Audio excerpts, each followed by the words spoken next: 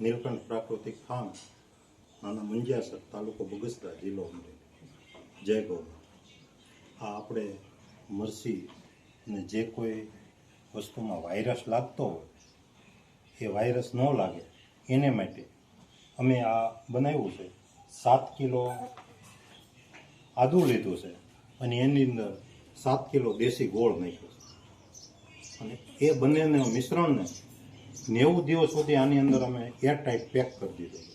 આજે 90 દિવસો એ 90 થી 100 દિવસ થયા છે તો આવું પાણી નીકળ્યું.